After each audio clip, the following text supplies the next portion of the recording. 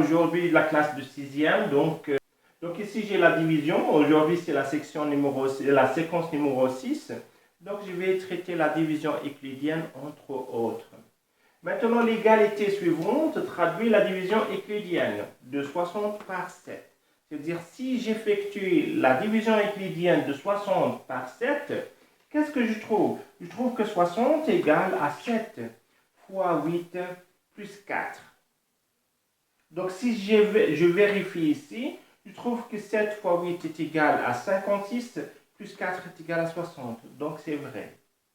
Maintenant, qu'appelle-t-on en fait toutes ces parties de cette écriture? Ça, je l'appelle 60, je l'appelle dividende. 7 diviseur, 8 c'est quotient euclidien et 4 c'est le reste. Faites attention ici, le reste est toujours plus petit que le diviseur. C'est-à-dire si je vois par exemple que 4 est plus petite que 7. Je continue maintenant à expliquer en fait la division euclidienne. Qu'est-ce que ça veut dire maintenant? Effectuer une division euclidienne. Effectuer une division euclidienne d'un nombre entier, c'est-à-dire 1, 2, 3, 4, 5, 6, etc. C'est-à-dire des nombres sans virgule par un autre. Et un autre qui doit être différent de 0. Pourquoi? Parce que je ne dois pas diviser par 0. Il est interdit de diviser par 0. Donc, c'est trouver en fait le quotient et le reste, tel que dividende est égal diviseur fois quotient plus reste, où le reste est plus petit que le diviseur. Ben voilà, je continue maintenant avec un exemple très simple en fait de division euclidienne.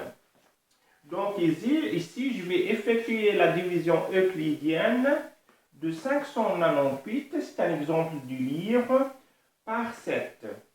Et donc ici, c'est effectuer la division 598 divisé par 7.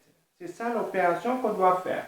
Donc je dois faire maintenant ça intégralement.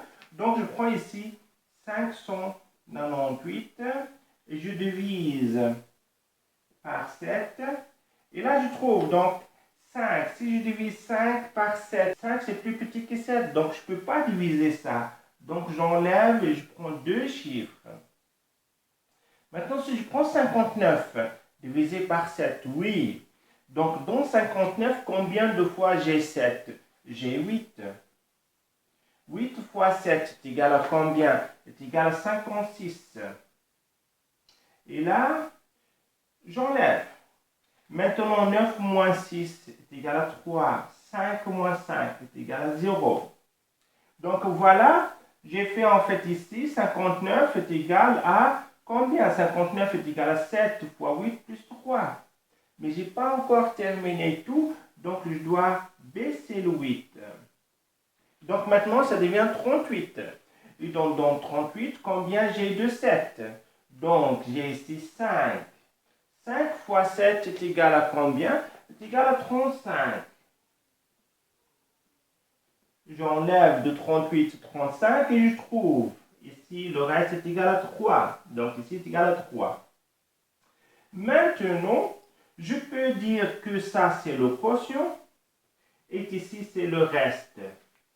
Donc je peux écrire maintenant que 598 égale à 7 fois le quotient, 85, 85 plus combien?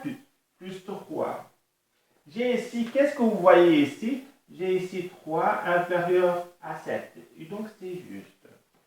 Donc j'ai effectué l'opération suivante des 598 divisé par 7. Donc maintenant, qu'est-ce que j'ai ici? Donc j'ai ici l'exercice numéro 8 de votre séquence numéro 6, l'exercice numéro 8, l'exercice numéro 9 et l'exercice numéro 10. Ça, c'est votre devoir à faire. Donc ici, votre devoir,